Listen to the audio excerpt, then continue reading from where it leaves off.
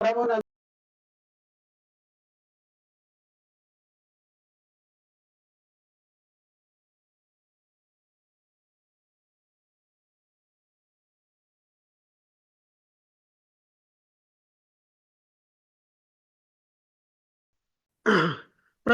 ప్రియ పరిశుద్ధ దేవుని కుమారులారా, దేవుని కుమార్తెలారా, యేసుక్రీస్తు ప్రశస్త చెంపు నామములో మీ అందరికీ శుభవందనాలు. అలాగే దేవునికి స్తోత్రాలు. ప్రియులారా, మరొకసారి ఈ ప్రత్యేక అంశం ద్వారా మీ సన్నిధికి రావడానికి, మీతో మాట్లాడటానికి, మిమ్మల్ని కలుసుకుంటానికి దేవుడు మాకు ఇచ్చిన గొప్ప ఆధిక్యతను బట్టి దేవునికి మరొకసారి కృతజ్ఞతాస్తుతులు చెల్లిస్తున్నా. దేవునికి స్తోత్రాలు. ప్రియులారా, ఈరోజు మనం గతంలో సృష్టి నిర్మాణ క్రమము 11వ భాగంలో 2లో 2 నేర్చుకున్నాము. ఇప్పుడు 2లో సృష్టి నిర్మాణ క్రమము 11వ భాగంలో 2వ దాంట్లో 2వ భాగము 2/2 ఇక్కడ 2/2 అని ఉంది. 11:2లో 2వ భాగం నేర్చుకుందాం. ఈరోజు మనం నేర్చుకునే అంశం ఏంటంటే అగాధ జలములను త్రిప్పుట ద్వారా ఈ అగాధ జలాలకి అస్తమయము ఉదయము జరిగించుట. అగాధ జలాల్ని తిప్పటం ద్వారా అగాధ జలాలకి అస్తమయము ఉదయము జరిగించటం. మనం గత క్లాసులో అస్తమయము ఉదయం దేనికి జరిగిందంటే అగాధ జలాలకి జరిగింది అన్నాం. అగాధ జలాలకి అస్తమయము ఉదయం ఎలా జరిగింది, దాని గురించిన కొన్ని సంగతులు మనం నేర్చుకోవడానికి ప్రయత్నం చేద్దాం. ప్రియులరా, ఇక్కడ మనం చూడండి, సృష్టి నిర్మాణ క్రమ క్లాసులో 11/2 2/1 అగాధ జలములను త్రిప్పుట ద్వారా ఈ అగాధ జలాలకి అస్తమయము ఉదయము జరిగించిన విధానము ఇక్కడ మనం చూద్దాం. చూడండి ప్రియులరా, ఇక్కడ అవన్నీ కూడా అగాధ జలాలు. ఈ అగాధ జలాల్లో వెలుగు కలగజేశాడు. వెలుగు ఏ భాగము వెలుగు ఉంది, ఇక్కడ ఏ భాగానికి వెలుగు ఉంది. ఏ భాగానికి వెలుగుంటే ఇప్పుడు ఈ బి భాగానికి అస్తమయం అంటే వెలుగు ఒకవైపు నుంచి వస్తుంటే ఆ వెలుగున్న వైపేమో వెలుగు ప్రసరించిన వైపేమో వెలుగుంది, ఆపోజిట్ సైడ్ ఏమో చీకటి ఉంది. అంటే ఇప్పుడు ఏం జరగాలి, దీనికి ఇక్కడ వెలుగున్న దానికి ఏం కావాలి, వెలుగున్న భాగానికి ఏం కావాలి, ఆ చీకటి రావాలి, అంటే అస్తమయం జరగాలి. అందుకని బైబిల్లో చాలా క్లియర్గా ఉంది, అస్తమయము ఉదయము కలిగ్గా ఒక దినము. దీనికి అస్తమయం కావాలి అంటే ఇది చీకటిలోకి వెళ్ళాలి. చీకటిలోకి వెళ్ళాలంటే ఇది తిరగాలి. ఇది తిరిగితే అంతకు మునుపు చీకట్లో ఏదైతే ఉందో భాగము, ఆ భాగము మళ్ళీ ఎక్కడికి వస్తుంది వెలుగు.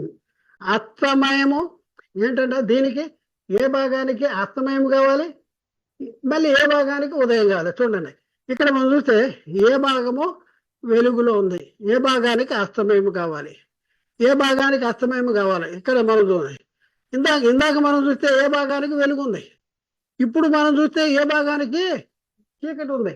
అస్తమయము ఉదయము కలగ మళ్ళీ ఉదయం కావాలంటే ఏమవ్వాలి, ఏ భాగం మళ్ళీ ఇక్కడ రావాలి, ఏ భాగం ఎక్కడ రావాలి, ఇక్కడ రావాలి. అస్తమయము ఉదయము కలగ ఒక దినము అయింది.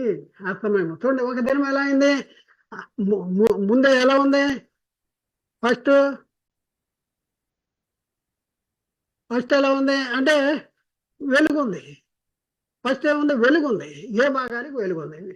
ఏ భాగానికి చీకటి రావాలంటే ఏం చేయాలి, తిరగాలంటే తిరిగితే ఏ భాగానికి ఏమొస్తుంది, చీకటి వస్తుంది, అంటే అస్తమయము. మళ్ళీ ఉదయం కావాలంట, మళ్ళీ ఏ భాగానికి చీకట్లో ఉన్న ఏ భాగం మళ్ళీ ఎక్కడ రావాలి, చీకట్లో ఉన్న ఏ భాగం ఎక్కడ రావాలి, మళ్ళీ వెలుగులో. అంటే ఏ భాగానికి అస్తమయము, ఏ భాగానికి ఉదయము కలిగితే ఒక దినము అయింది అనేసి ఇక్కడ చాలా స్పష్టంగా రాయబడింది. కాబట్టి అగాధ జలములు తమ చుట్టూ తాము ఒక్కసారి తిరుగుట వలన ఈ అగాధ జలాలకి అస్తమయము ఉదయము జరుగును. తద్వారా ఈ అగాధ జలములకు ఒక దినము జరుగుద్ది అనేసి చాలా స్పష్టంగా మనకి అర్థమవుతుంది.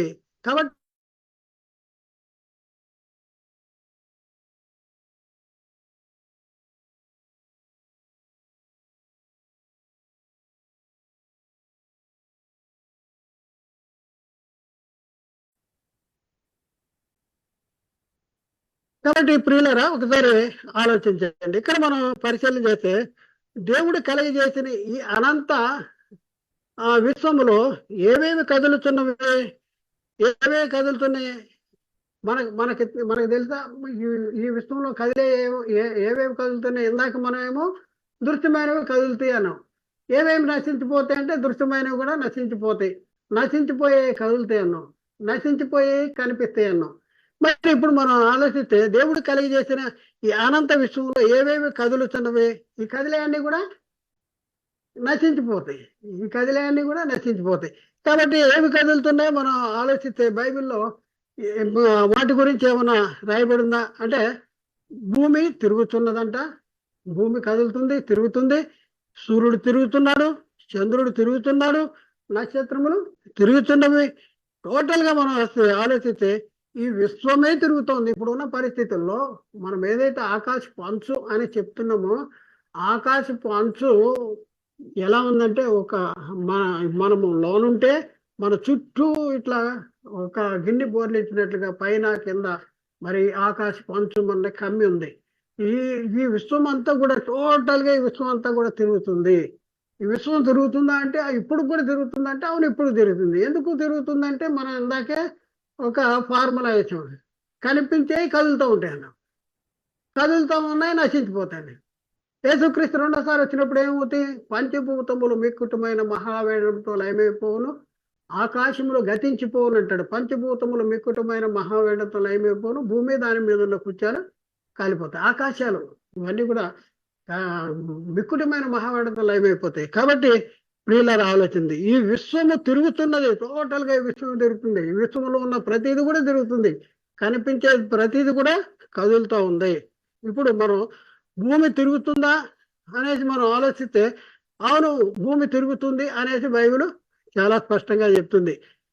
ఎక్కడ అంటే యోబు గ్రంథం 9వ అధ్యాయం 6వ వచనంలో భూమిని దాని ఈ స్థలములలో నుండి కదిలించువాడు ఆయనే, దాని స్తంభములను అదరజేయవాడు ఆయనే, భూమి దాని స్థలముల నుండి కదిలించేవాడు అనేసి అక్కడ రాయబడింది.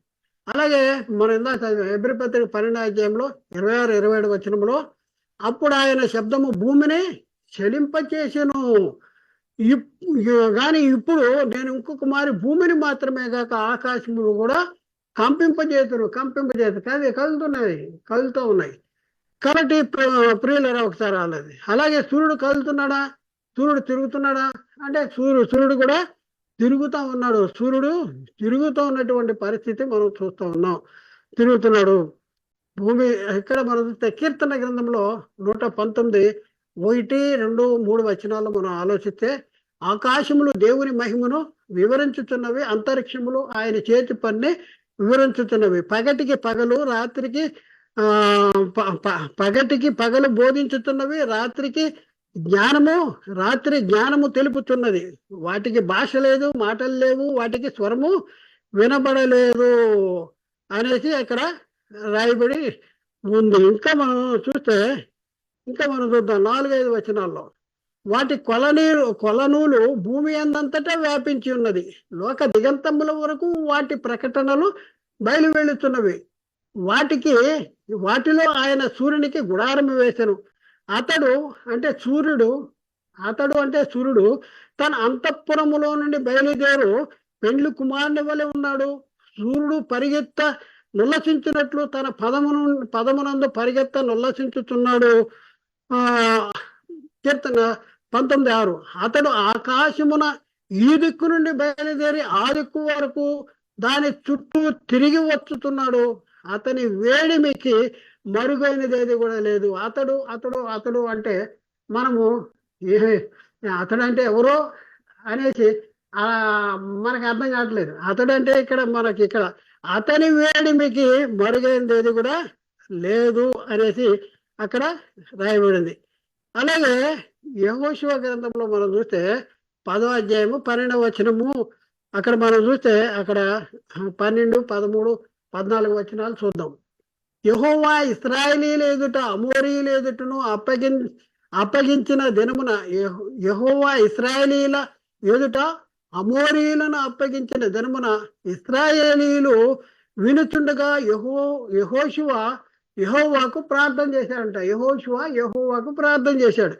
ఏమని ప్రార్థన చేశాడు? సూర్యుడా నీవు గిబియోనులో నిలువుము, చంద్రుడా నీవు అయ్యాలోను లోయలో నిలువుము, జనులు తమ శత్రువుల మీద పగ తీర్చుకొని వరకు సూర్యుడు నిలిచెను, చంద్రుడు ఆగెను అను మాట యాషార గ్రంథములో వ్రాయబడను.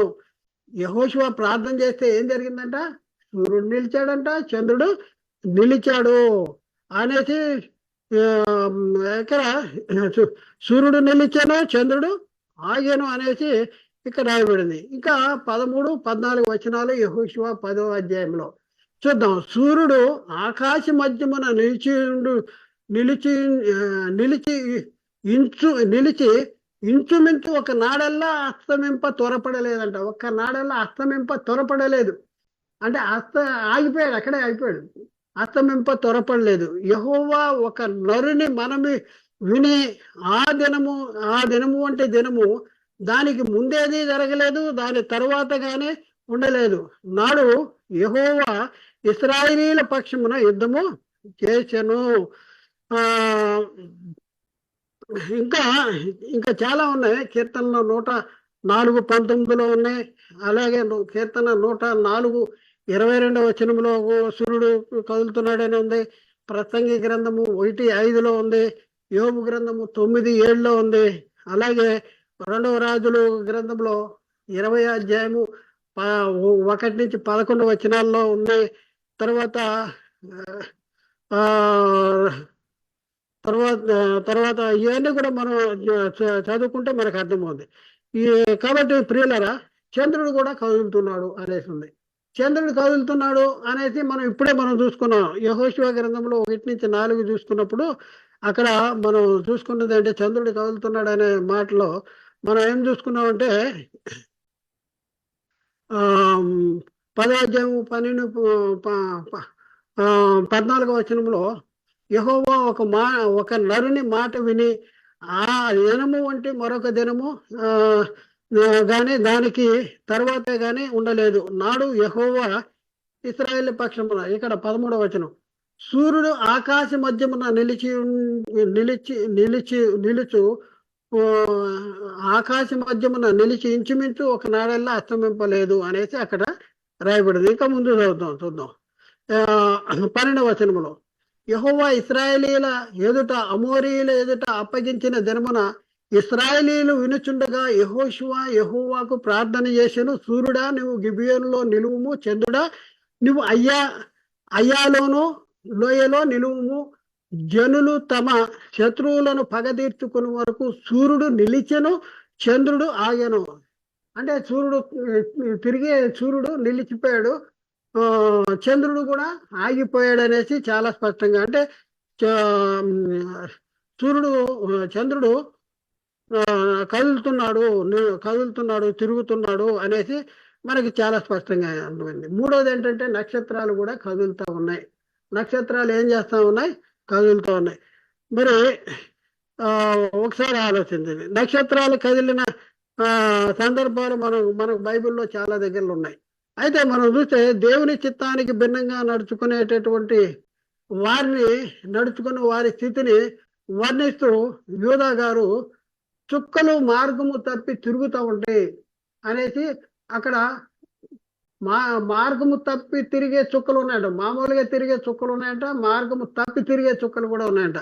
అయితే దేవుని చిత్తానికి భిన్నంగా నడుచుకుని వారి స్థితి ఎలా ఉంటుందంటే మార్గము తప్పి తిరిగే చుక్కలు, అంటే చుక్కలు కూడా తిరుగుతాయి అనేసి ఈ వచనాన్ని బట్టి మనకి అర్థమవుతుంది. ఎక్కడ రాశాడు యూదా గారు? యూదా పత్రిక 1వ అధ్యాయము 13వ వచనంలో, తమ అవమానమును నురుగు గక్కువారై సముద్రము యొక్క ప్రచండమైన అలలుగాను మార్గము తప్పు తిరుగు చుక్కలుగాను ఉన్నారు. వారి కొరకు గాఢాంధకారము నిరంతరము భద్రపరచబడి ఉన్నది అనేది అక్కడ రాయబడింది. మరొక సంగతి మనం చూస్తే యేసుక్రీస్తు మరి పుట్టినప్పుడు జ్ఞానులు ఎవరైతే ఉన్నారో వాళ్ళు దేన్ని బట్టి ఆ శిశువు ఉండిన చోటు దగ్గరికి వచ్చారు అంటే వారిని ఎవరు నడిపించారంటే నక్షత్రం నడిపించింది. మరి వారు రాజు దగ్గరికి హేరోదు దగ్గరికి వెళ్ళినప్పుడు, యెరూషలేములో హేరోదు దగ్గరికి వెళ్ళినప్పుడు మరి అక్కడిని వెళ్ళి మళ్ళీ బయలుదేరి బయటకు వచ్చినప్పుడు వాళ్ళకి మార్గం చూపించింది ఎవరు అంటే నక్షత్రమే మార్గం చూపించింది. అంటే వారికి ముందుగా నడిచాను అనేసి అక్కడ రాయబడి ఉంది. మత్తయి సువార్త 2వ అధ్యాయము 9వ వచనం. వారు రాజు మాట విని బయలుదేరి పోవుచుండగా ఇదిగో తూర్పు దేశమున వారు చూచిన నక్షత్రము ఆ శిశువు ఉండిన చోటికి మీదుగా వచ్చి నిలిచి వరకు వారికి ముందుగా నడిచాను. నక్షత్రం నడిచిందంట, తిరిగింది. కాబట్టి ప్రియులరా, మనం చూస్తే మరొక వచనాన్ని యోబు గ్రంథంలో 38వ అధ్యాయంలో 31, 32 వచనాల్లో మనం చదువుకుందాం. కుత్రిక నక్షత్రములను నీవు బంధింపగలవా? చూడ, అంటే బంధించలేము, అవి తిరుగుతూ ఉంటాయి. కుత్రిక నక్షత్రాలు ఉన్నాయట, ఆ నక్షత్రాలని నువ్వు బంధించగలవా అంటాడు. కుత్రిక నక్షత్రములను నీవు బంధించగలవా? మృగ శీర్షకు కట్లను విప్పగలవా?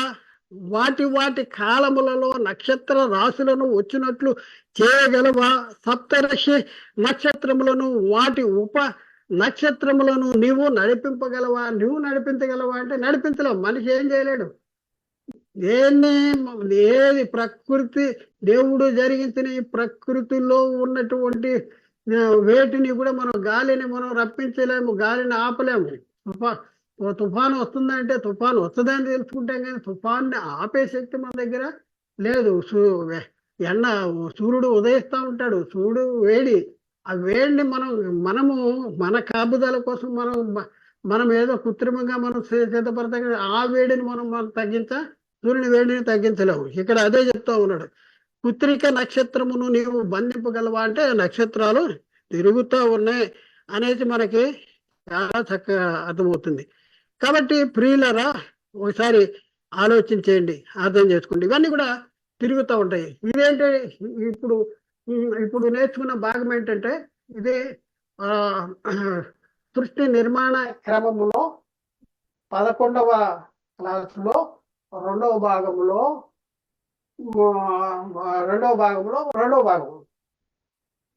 ఇది రెండవ భాగం అనమాట.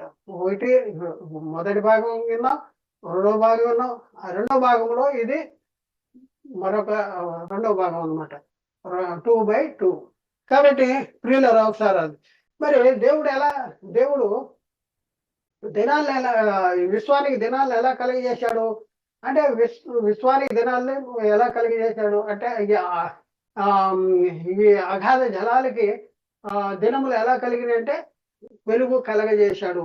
వెలుగు కలుగురు కాక అన్నాడు, వెలుగు కలిగింది. దేని మీద వెలుగు? అగాధ జలాల మీద. ఆ తర్వాత వెలుగును చీకట్టి వేరుపరిచాడు. దేని మీద వెలుగుని చీకట్టి వేరుపరిచాడు? అగాధ జలములపై ఉన్న వెలుగును చీకట్టి వేరుపరిచాడు. మరి అస్తమయము ఉదయం జరిగిందంట. అస్తమయము ఉదయం దేనికి జరిగింది అంటే, అగాధ జలాలకు అస్తమయము ఉదయం జరిగింది. అగాధ జలాలకు అస్తమయము ఉదయం జరగాలంటే ఏం జరగాలి? భూమికి అస్తమయము ఉదయం జరుగుతుంది మనకు తెలుసు. భూమి తన చుట్టూ తను తిరగటం వలన ఒక దినం అవుతుంది. భూమికి తిరగటం వల్ల అస్తమయం ఉదయం జరుగుతుంది, భూమికి దినం జరుగుతుంది. అలాగే అస్తమయం ఉదయం జరిగితే ఒక దినం అయిందంట, మొదటి దినం అయింది. మరి ఈ మొదటి దినం అనేది దేనికి అంటే, అగాధ జలాలకి. ఎలా మొదటి దినం అయింది? అగాధ జలాలు తన చుట్టూ తాను తిరగటం మూలన తిప్పుతున్నాడు దేవుడు. ఈ అగాధ జలాన్ని తిప్పుతున్నాడు. తిప్పటం మూలాన ఏం జరుగుతుందంటే, ఒక దినము అయింది. మొదటి దినం అయింది. ఇది ఇప్పుడు అగాధ జలాల్ని తిరుగుతాయా అంటే, దానికి ఫార్ములా మనం చూసాం. దానికి ఒక సిద్ధాంతం ఉంది బైబిల్లో. ఆత్మ ద్వారా సిద్ధపరచబడిన సంగతులు, ఆత్మ ద్వారా సిద్ధపరచబడిన సంగతులతో సరిచూసుకుంటాం. ఏంటి ఆ సిద్ధాంతం అంటే, దృశ్యమైనవి అనిత్యాలంట. అనిత్యాలు తిరుగుతూ ఉంటాయి. చలించేవి ఏదైతే ఉన్నాయో అవి మొత్తిగా తీసివేయబడతాయంట.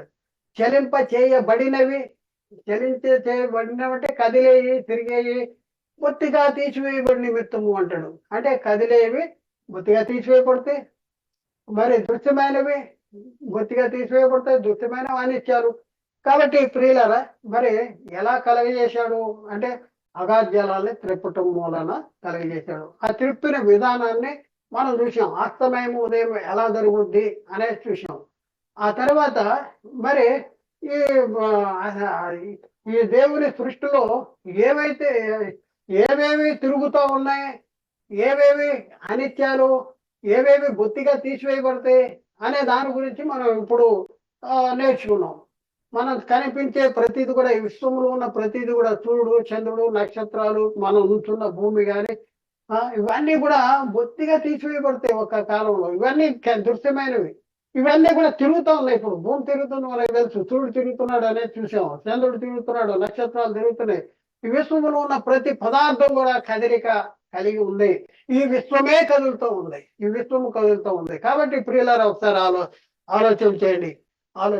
మరి ఇంకా రెండవ రోజు దేవుడు కలిగజేసిన సృష్టి నిర్మాణాన్ని గురించిన సంగతులు మరొక క్లాసులో మనం నేర్చుకోవటానికి ప్రయత్నం చేద్దాం.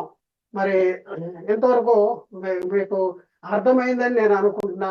మరి అర్థం కాకపోతే బైబిల్ తీసుకుని పాయింట్ టు పాయింట్ మీరు వినుకుంటా, బైబిల్ తీసుకుని చూసుకుంటా మరి అర్థం చేసుకుంటానికి ప్రయత్నం చేయండి.